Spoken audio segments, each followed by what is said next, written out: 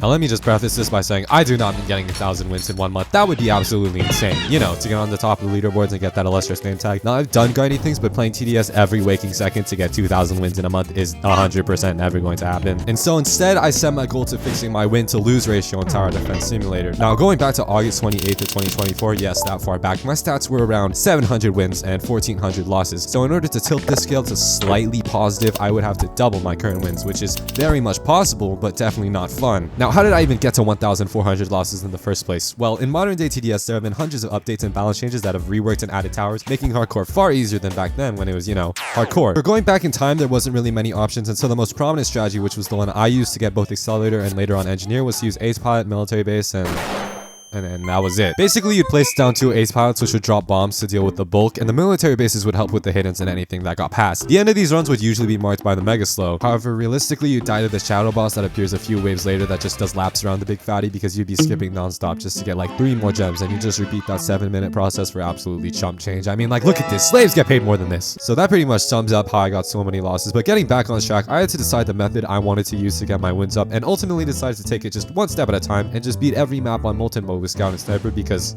why not? Just keep in mind, I'm doing this in Molten mode, you know, it's important for later. Now, I went to work even playing the Forgotten VIP exclusive levels and increased my wins from around 700 to 754 after beating every map with Golden Scout and a few supports. I don't want to hear anybody say the Scout and Golden Scout are different. Unfortunately though, I started grinding when it was August 26th-ish. And now it is October 27th. It took me 2 months to get 50 wins. These guys are getting thousands in a single. Now, in fairness, 2 things. Number 1, you couldn't use timescale tickets in Molten, and even if you could, well, we'll get back to that. And number 2, I'm just gonna be real, I was barely playing the game. I was doing everything but playing TDS. I go in. I'll pick the bomb. Watch. Yeah, I got it. Go! Too far. I'm seeing like hundreds of tweets, bro. You won. Rate the fit, I think they're working on an RPG. Watch this 360. Dude, that's Are we ready to journey into the abyss, guys? It's where we were made. Ethan, where are you? Epstein! I'm seeing over here. What? Oh. No! Oh my god. What? Oh my god. I don't know what just happened. As I finished playing every map with Scout, I moved on to Sniper, where every now and then, and by every now and then I mean like an entire month, I would pop back in and slowly chip away at this ceaseless grind, where I eventually got to around 813 wins. But one day as I was scrolling on Twitter, I read a post from Paradox Games, the creators of TS, that would put my back and forth of logging on and off from this game in hiatus. The Hexscape event may be over, but the battle pass is around for 1 week. You have until November 30th.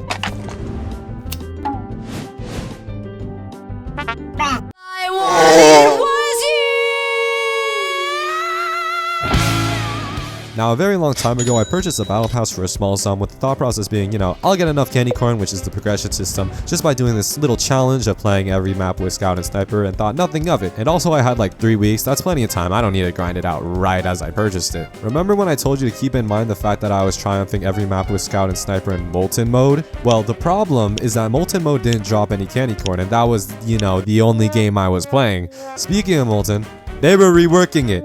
And thinking back to the Fallen rework where they made the game mode way harder than it used to be, I thought if I don't finish playing every map on Molten mode with Sniper, I would be pretty much screwed.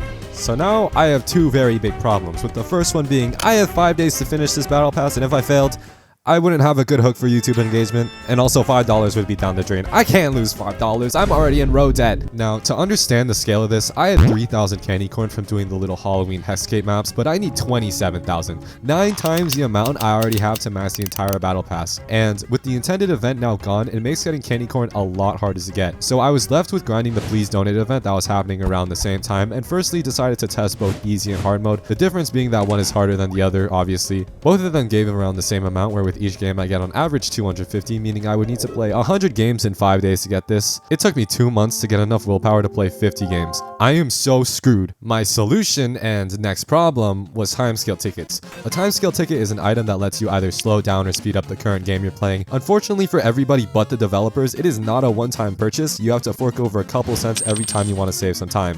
I don't have money, I'm in road debt, but I managed to scrap up like $2 worth of Robux, which is 200, just by using Microsoft Rewards. Basically, you just install an extension on your browser, forget about it, and like a month, and you can redeem Robux for. I'm not sponsored, so I'm not gonna glaze it, but if I was though, I wouldn't even be in this predicament. Like, I could play the game without timescale tickets, but dividing the time you need to allocate doing such a mind-numbing task in half is crazy. And so I grinded with the very little that I had, and the 5 days that were left turned to 4, and I only had around 7 of the 27,000 candy corn needed, and I was sweating. I'm not even halfway.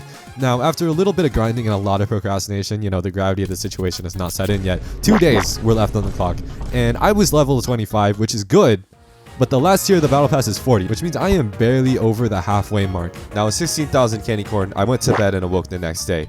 Now, if you don't know, it was now Thanksgiving, a holiday about spending time with your family, your friends, and tower defense. Yeah, when I wasn't stuffing my face with food, I was playing Tower Defense Simulator and I actually got to around 23,000, which is about 4,000 short.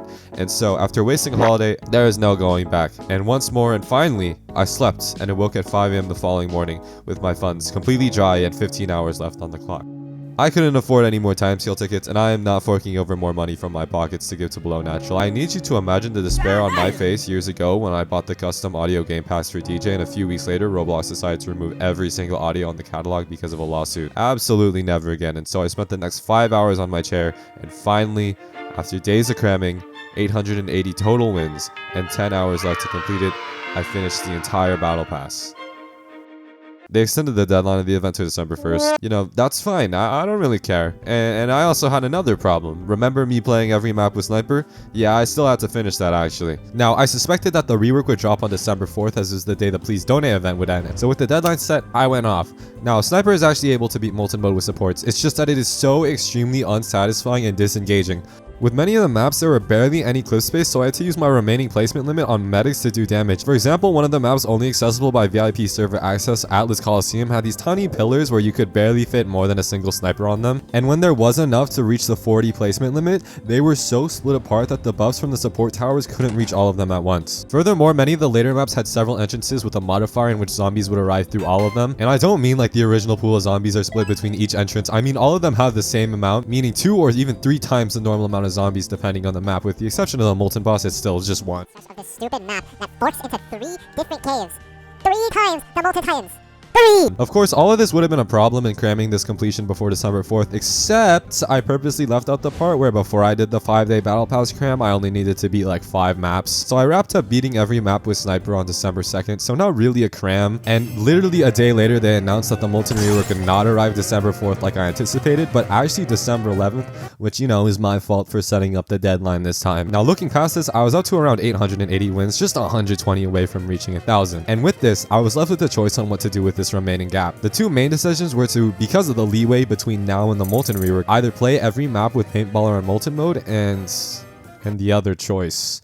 Now, I tested the waters a little bit with the first option and played Honey Valley, the first map you see on the map Selectron 2000, and wow, it did terrible. And so instead, I decided to do option 2, which was bang my head against bricks and play the remaining 120 games on normal mode. I didn't even do any research or testing on what the fastest method would be. I just slapped down a loadout of Gladiator to do the first 5 waves and let Warden handle the rest. Each of these games took around 8 minutes, and with 120 games, doing some quick math, it would take me around 16 hours to complete this, which I unfortunately did. At like 960-ish wins though, I took a break to finish the Fallen Warden contract to get a skin just so I didn't start foaming from the mouth from boredom. I don't know if this was intended or a glitch, but for the 3rd and 4th step, I only had to play 3 games instead of 4. 2 games for just placing one down, and 2 more games for placing them down and reaching the placement limit of 15. But during the transition of step 3 to 4, it already counted a win for some reason, and considering that after this little detour, I would have to go back to doing the same ceaseless brain melting grind again, I don't know if this was a blessing or a curse, but either way, I did the remaining games, and after 5 months of procrastination,